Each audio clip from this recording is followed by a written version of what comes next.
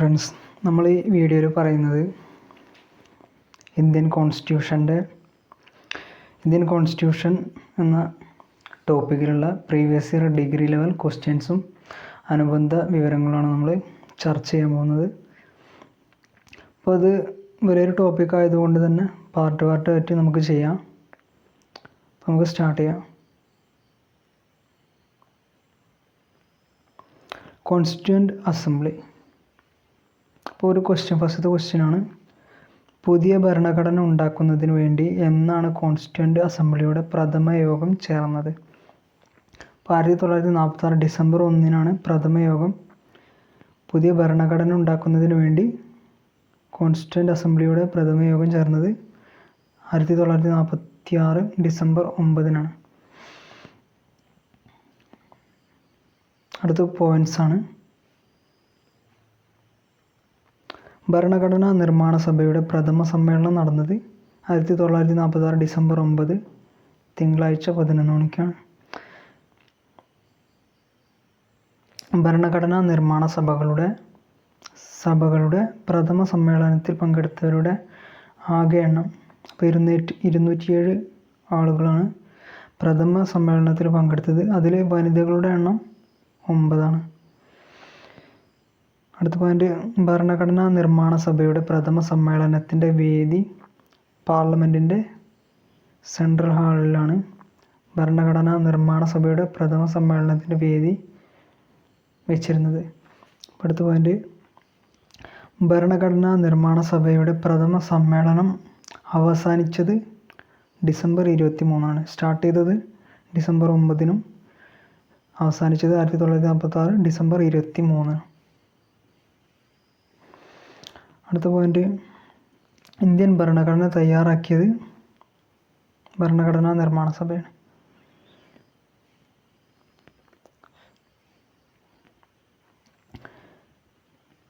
ഭരണഘടനാ നിർമ്മാണ സഭ രൂപീകൃതമാകാൻ കാരണമായ ദൗത്യം ക്യാബിനറ്റ് മിഷനാണ്.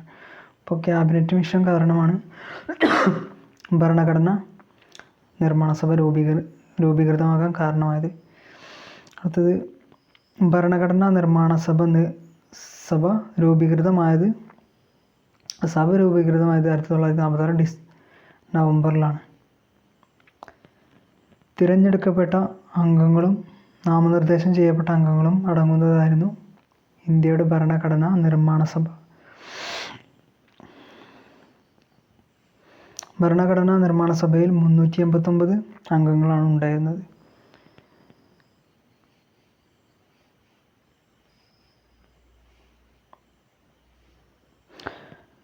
വിഭജനശേഷം പാകിസ്ഥാൻ പ്രദേശത്ത് ഉൾപ്പെട്ട അംഗങ്ങൾ പിരിഞ്ഞു പോയതോടുകൂടി അംഗസംഖ്യ 299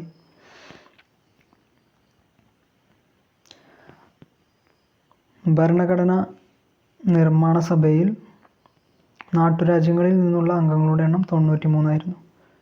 വിഭജനശേഷം 70. ഭരണഘടനാ നിർമ്മാണ സഭയിലെ തിരഞ്ഞെടുക്കപ്പെട്ട അംഗങ്ങളുടെ എണ്ണം 296. 11 ഇന്ത്യൻ പ്രവിശ്യകളിൽ നിന്ന് 292 ആൾക്കാരും ചീഫ് കമ്മീഷണർമാരുടെ പ്രവിശ്യകളിൽ നിന്ന് 4 പേരും. അപ്പോൾ ഭരണഘടനാ നിർമ്മാണ സഭയിൽ തിരഞ്ഞെടുക്കപ്പെട്ട അംഗങ്ങളുടെ എണ്ണം 296. അതിൽ 11 ബ്രിട്ടീഷ് ഇന്ത്യൻ പ്രവിശ്യകളിൽ നിന്ന് 292 ആൾക്കാരും ചീഫ് കമ്മീഷണർമാരുടെ പ്രവിശ്യകളിൽ നിന്ന് 4 പേരും. രൂപീകൃതമാകുമ്പോൾ ഭരണഘടനാ നിർമ്മാണ സഭയിലുണ്ടായിരുന്ന വനിതകളുടെ എണ്ണം 17 ആയിരുന്നു. അപ്പോൾ രൂപീകൃതമാകുമ്പോൾ ഭരണഘടനാ നിർമ്മാണ സഭയിലെ വനിതകളുടെ എണ്ണം 17, വിഭജനശേഷം ഇത് 15 മാറി. ചീഫ് കമ്മീഷണർമാരുടെ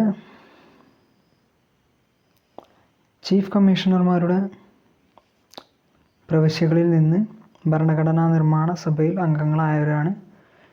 അപ്പോൾ 4 പേര് ചീഫ് കമ്മീഷണർമാരുടെ പ്രവിശ്യകളിൽ നിന്ന് ഭരണഘടനാ നിർമ്മാണ സഭയിൽ അംഗങ്ങളായി എന്ന് പറഞ്ഞു.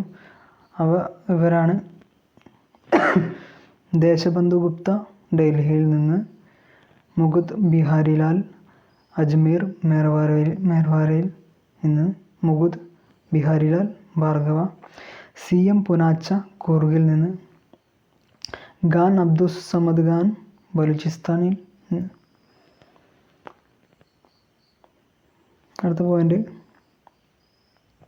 പാകിസ്ഥാൻ്റെ ഭരണഘടനാ നിർമ്മാണ സഭയിൽ അംഗങ്ങളായ 2 വനിതകളാണ് ബീഗം ജഹനാര ഷാനവാസ്, ബീഗം ഷൈസ്ത സുഹ്രാവർദി ഇക്രാമുള്ള. അപ്പോൾ പാകിസ്ഥാൻ്റെ ഭരണഘടനാ നിർമ്മാണ സഭയിൽ അംഗങ്ങളായ 2 വനിതകളാണ് ബീഗം ജഹനാര ഷാനവാസ്, ബീഗം ഷൈസ്ത സുഹ്രാവർദി ഇക്രാമുള്ള. ഭരണഘടനാ നിർമ്മാണ സഭയിൽ ഭൂരിപക്ഷം നേടിയ പാർട്ടിയാണ് കോൺഗ്രസ്. 208 സീറ്റുകളാണ് അവർക്കുണ്ടായിരുന്നത്. ഭരണഘടനാ നിർമ്മാണ സഭയിൽ ഭൂരിപക്ഷം നേടിയ പാർട്ടി കോൺഗ്രസ്. മുസ്ലിം ലീഗിന് 73 സീറ്റും മറ്റുള്ളവർ 15 സീറ്റും നേടി. ഏറ്റവും അധികം അംഗങ്ങൾ തിരഞ്ഞെടുക്കപ്പെട്ട പ്രവിശ്യ യുണൈറ്റഡ് പ്രൊവിൻസാണ്. അപ്പോൾ ഏറ്റവും അധികം അംഗങ്ങൾ തിരഞ്ഞെടുക്കപ്പെട്ട പ്രവിശ്യ യുണൈറ്റഡ് പ്രൊവിൻസ്. അടുത്തൊരു ക്വസ്റ്റ്യൻ ഇവിടെ ഉണ്ട്, name the president of the constituent assembly of India. അപ്പോൾ കോൺസ്റ്റിറ്റ്യൂവൻ്റ് അസംബ്ലിയുടെ പ്രസിഡൻ്റാണ് ചോദിച്ചിട്ടുള്ളത് രാജേന്ദ്ര പ്രസാദാണ്. അടുത്ത പോയിന്റ്, ഭരണഘടനാ നിർമ്മാണ സഭയുടെ സ്ഥിരം അധ്യക്ഷൻ രാജേന്ദ്ര പ്രസാദായിരുന്നു. ഭരണഘടനാ നിർമ്മാണ സഭയുടെ സ്ഥിരം അധ്യക്ഷനായി ഡോക്ടർ രാജേന്ദ്ര പ്രസാദ് തിരഞ്ഞെടുക്കപ്പെട്ടത് 1946 ഡിസംബർ 11-നാണ്. ഭരണഘടനാ നിർമ്മാണ സഭയുടെ പ്രഥമ സമ്മേളനത്തിലെ അധ്യക്ഷൻ ഡോക്ടർ സച്ചിദാനന്ദ സിൻഹയാണ്. അപ്പോൾ പ്രഥമ സമ്മേളനത്തിലെ അധ്യക്ഷൻ ഡോക്ടർ സച്ചിദാനന്ദ സിൻഹയാണ്. ഭരണഘടനാ നിർമ്മാണ സഭയുടെ ഉപാധ്യക്ഷന്മാർ HC മുഖർജിയും VT കൃഷ്ണമാചാര്യയുമായിരുന്നു. അപ്പോൾ ഭരണഘടനാ നിർമ്മാണ സഭയുടെ ഉപാധ്യക്ഷന്മാരാണ് HC മുഖർജിയും VT കൃഷ്ണമാചാരി.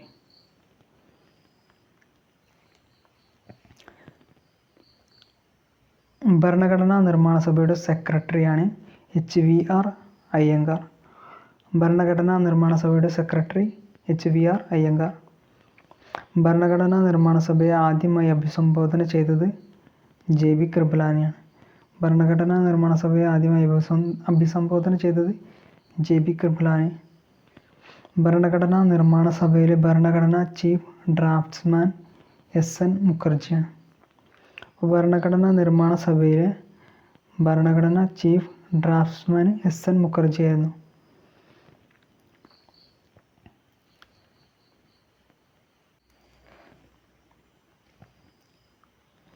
ഇന്ത്യൻ ഭരണഘടനയുടെ ഡ്രാഫ്റ്റിംഗ് കമ്മിറ്റിയിൽ അംഗമല്ലാതിരുന്ന വ്യക്തി ആരാണ്? അപ്പോൾ ഗോപാൽ പ്രഭുവാണ് അംഗമല്ലാതിരുന്ന വ്യക്തി. ഭരണഘടനാ നിർമ്മാണ സഭയിലെ ഏറ്റവും പ്രധാനപ്പെട്ട കമ്മിറ്റിയാണ് ഡ്രാഫ്റ്റിംഗ് കമ്മിറ്റി. ഭരണഘടനയുടെ കരട് രൂപം സമർപ്പിക്കുന്നതിന് വേണ്ടിയാണ് ഡ്രാഫ്റ്റിംഗ് കമ്മിറ്റി രൂപീകരിച്ചത്. ഡ്രാഫ്റ്റിംഗ് കമ്മിറ്റിയെ നിയമിച്ചത് 1947 ഓഗസ്റ്റ് 29-നാണ്. കമ്മിറ്റിയിൽ 7 അംഗങ്ങളാണ് ഉണ്ടായിരുന്നത്. കമ്മിറ്റിയുടെ ചെയർമാൻ അംബേദ്കർ ആയിരുന്നു. 1948 ഫെബ്രുവരിയിലാണ് ഇന്ത്യൻ ഭരണഘടനയുടെ ആദ്യ ഡ്രാഫ്റ്റ് തയ്യാറാക്കപ്പെട്ടത്. 1948 ഫെബ്രുവരിയിലാണ് ഇന്ത്യൻ ഭരണഘടനയുടെ ആദ്യ ഡ്രാഫ്റ്റ് തയ്യാറാക്കപ്പെട്ടത്. തുടർന്ന് ഇന്ത്യയിലെ ജനങ്ങൾക്ക് ഡ്രാഫ്റ്റിനെ കുറിച്ചുള്ള നിർദ്ദേശങ്ങളും വിമർശനങ്ങളും അറിയിക്കുന്നതിനായി 8 മാസം സമയം നൽകി. ഇപ്പോൾ പൊതുജനങ്ങളുടെ നിർദ്ദേശങ്ങൾക്കനുസരിച്ച് പരിഷ്കരിച്ച 2ാം ഡ്രാഫ്റ്റ് 1948 ഒക്ടോബറിൽ പ്രസിദ്ധീകരിച്ചു. ഇന്ത്യൻ ഭരണഘടനയുടെ അവസാനത്തെ ഡ്രാഫ്റ്റ് അംബേദ്കർ അവതരിപ്പിച്ചത് 1948 നവംബർ 4-നാണ്. ഇതിനെ ഫസ്റ്റ് റീഡിംഗ് എന്നാണ് പറയുന്നത്. 1948 നവംബർ 4-നാണ് ഫസ്റ്റ് റീഡിംഗ് നടത്തിയത്. ഇന്ത്യൻ ഭരണഘടനയുടെ സെക്കൻഡ് റീഡിംഗ് 1949 ഒക്ടോബർ 17-ന് പൂർത്തിയായി. മൂന്നാമത്തെയും അവസാനത്തേതുമായ റീഡിംഗ് 1949 നവംബർ 14-ന് തുടങ്ങി 1949 നവംബർ 26-ന് അവസാനിച്ചു. ഡ്രാഫ്റ്റിംഗ് കമ്മിറ്റിയിലെ അംഗങ്ങളാണ് ഇവിടെ കൊടുത്തിട്ടുള്ളത് താഴെ. ഇപ്പോൾ ഇവരൊക്കെയാണ് BR അംബേദ്കർ ചെയർമാനായിരുന്നു. K മുൻഷി, മുഹമ്മദ് സാദുള്ള, അല്ലടി Krishnaswamy Iyer, N Gopalaswamy Iyengar, DP കേത്താൻ, BL Mittal. അപ്പം ഇവരിൽ അന്തരിച്ച DP കേത്താന് പകരം TT കൃഷ്ണമാചാരിയും രാജിവെച്ച BL മിത്തലിന് പകരം N മാധവറാവും പിന്നീട് ഡ്രാഫ്റ്റിംഗ് കമ്മിറ്റിയിൽ അംഗങ്ങളായിട്ട് മാറിയിട്ടുണ്ട്.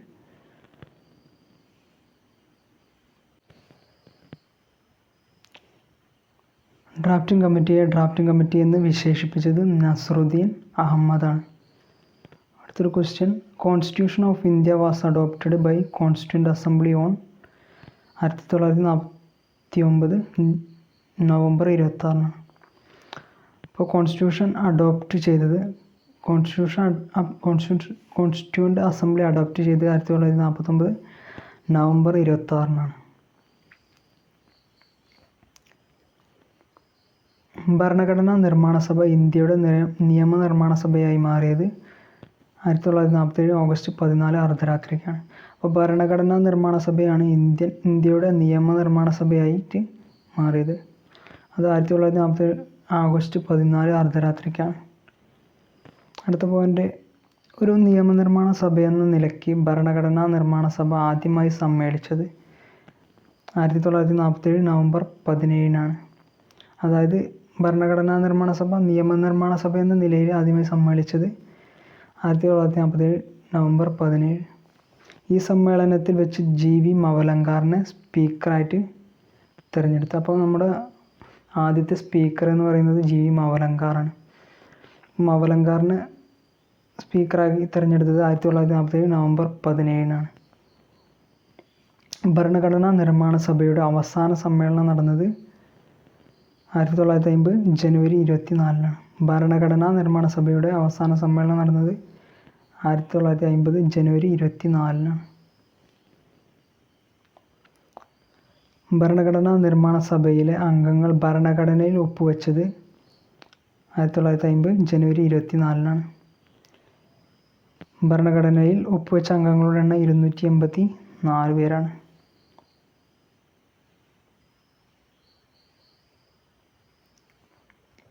അടുത്തൊരു question, on dash the constitution of India came into force. അപ്പോൾ 26/1/1950 കോൺസ്റ്റിറ്റ്യൂഷൻ ഫോഴ്സായിട്ട് കെയിം ഇൻ ടു ഫോഴ്സ്, അതായത് പ്രാബല്യത്തിൽ വന്നത് 26/1/1950. 1950 ജനുവരി 26 കോൺസ്റ്റിറ്റ്യൂഷൻ നിലവിൽ വന്നത്. ഇന്ത്യ റിപ്പബ്ലിക് ആയത് ആ ദിവസം തന്നെയാണ്. ഇന്ത്യ റിപ്പബ്ലിക് ആയ ദിവസം ആണ് കോൺസ്റ്റിറ്റ്യൂഷൻ അസംബ്ലി നിലവിൽ വന്നത് 1950 ജനുവരി 26. ഇന്ത്യ റിപ്പബ്ലിക് ദിനമായി ആഘോഷിക്കുന്നത് ജനുവരി 26.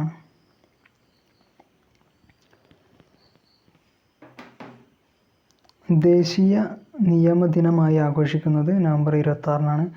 ദേശീയ ഭരണഘടനാ ദിനമായി ആചരിക്കുന്നതും നവംബർ 26. 1929 ഡിസംബർ 31 അർദ്ധരാത്രി ലാഹോർ കോൺഗ്രസ് സമ്മേളനത്തിൽ പാസാക്കിയ പൂർണ്ണ സ്വരാജ് തീരുമാനത്തെ തുടർന്ന് 1930 ജനുവരി 26 ഇന്ത്യയുടെ 1ാം സ്വാതന്ത്ര്യ ദിനമായി ആഘോഷിച്ചു. ഇതിൻ്റെ ഓർമ്മയ്ക്കായാണ് ജനുവരി 26 റിപ്പബ്ലിക് ദിനമായിട്ട് തിരഞ്ഞെടുത്തത്.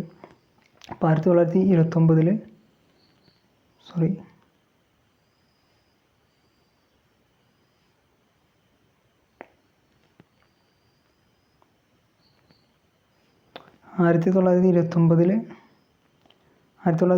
ഡിസംബർ 31 അർദ്ധരാത്രി ലാഹോർ കോൺഗ്രസ് സമ്മേളനത്തിൽ പാസാക്കിയ പൂർണ്ണ സ്വരാജ് തീരുമാനത്തെ തുടർന്ന് 1930 ജനുവരി 26 ഇന്ത്യയുടെ 1ാം സ്വാതന്ത്ര്യ ദിനമായിട്ട് ആഘോഷിച്ചു. ഇതിൻ്റെ ഓർമ്മയ്ക്കായിട്ടാണ് ജനുവരി 26 റിപ്പബ്ലിക് ദിനമായിട്ട്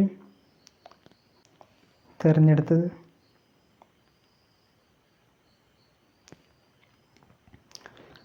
ഭരണഘടന തയ്യാറാക്കാനെടുത്ത സമയമാണ് 2 വർഷം 11 മാസം 18 ദിവസം.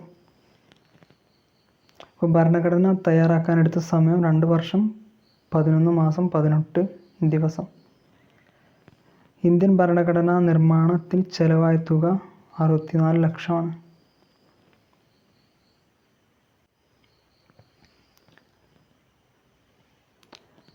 മൊത്തം 11 സെഷനുകളിലായി ഭരണഘടനാ നിർമ്മാണ സഭ സമ്മേളിച്ച ആകെ ദിവസങ്ങളുടെ എണ്ണം 165ആണ്.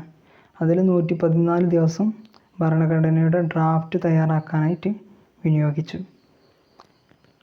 പിന്നെ പൗരത്വം, ഇലക്ഷൻ, പ്രൊവിഷണൽ പാർലമെൻറ്റ് എന്നിങ്ങനെയുള്ള വ്യവസ്ഥകൾ അടങ്ങുന്ന ഭരണഘടനയിലെ അനുച്ഛേദങ്ങളായ ഇവയൊക്കെ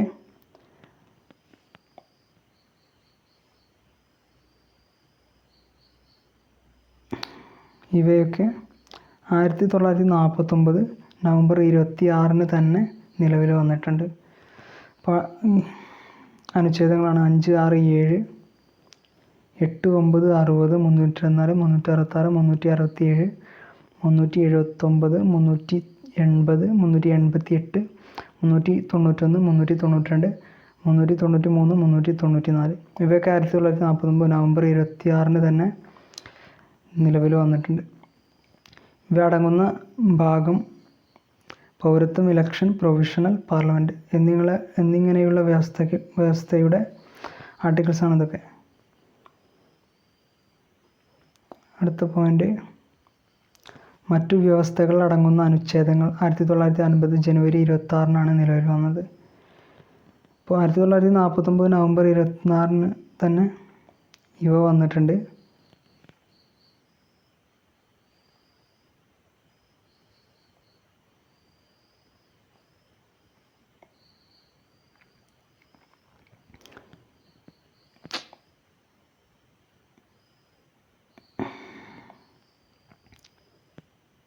അപ്പോൾ ഇവയൊക്കെ 1949 നവംബർ 26 തന്നെ നിലവിൽ വന്നു. മറ്റുള്ളവയൊക്കെ 1950 ജനുവരി 26 നിലവിൽ വന്നത്.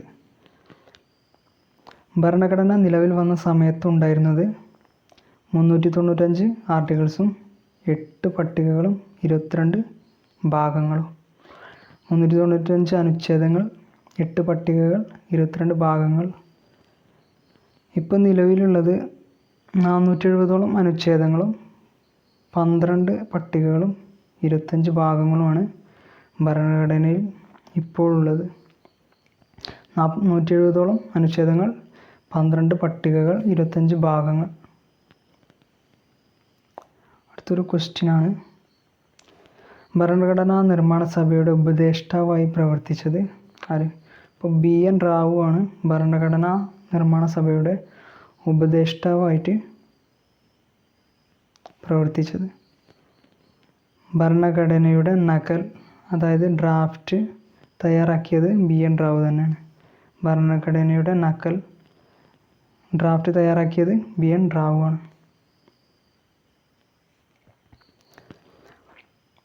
അന്താരാഷ്ട്ര നീതിന്യായ കോടതിയിലേക്ക് നാമനിർദ്ദേശം ചെയ്യപ്പെട്ട ആദ്യ ഇന്ത്യക്കാരൻ BN റാവു ആണ്.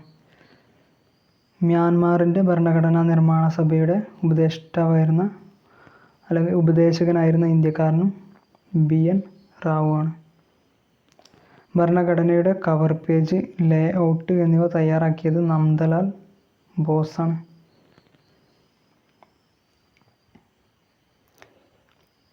ഇന്ത്യൻ ഭരണഘടന എഴുതി തയ്യാറാക്കിയ വ്യക്തി പ്രേം ബിഹാരി നരേൻ റെയ്സ്തയാണ്.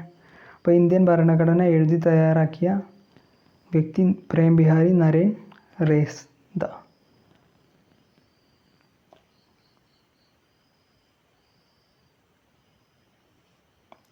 ഇന്ത്യൻ ഭരണഘടനയുടെ ഹിന്ദി കയ്യെഴുത്ത് പ്രതി തയ്യാറാക്കിയത് വസന്ത് കൃഷ്ണൻ. ഇപ്പോൾ ഇന്ത്യൻ ഭരണഘടന എഴുതി തയ്യാറാക്കിയത് കയ്യെഴുത്ത് പ്രതി പ്രേം ബിഹാരി നരേൻ റെയ്സ്തയും ഹിന്ദി കയ്യെഴുത്ത് പ്രതി എഴുതി തയ്യാറാക്കിയത് വസന്ത് കൃഷ്ണനുമാണ്. ഇംഗ്ലീഷ്, ഹിന്ദി ഭാഷകളിൽ തയ്യാറാക്കിയ ഭരണഘടനയുടെ അസൽ പ്രതി ഹീലിയം നിറച്ച പ്രത്യേക പെട്ടിയിൽ പാർലമെൻറ്റിൻ്റെ ലൈബ്രറിയിൽ സൂക്ഷിച്ചിട്ടുണ്ട്. ഇപ്പോൾ അടുത്തൊരു ക്വസ്റ്റ്യനാണ്,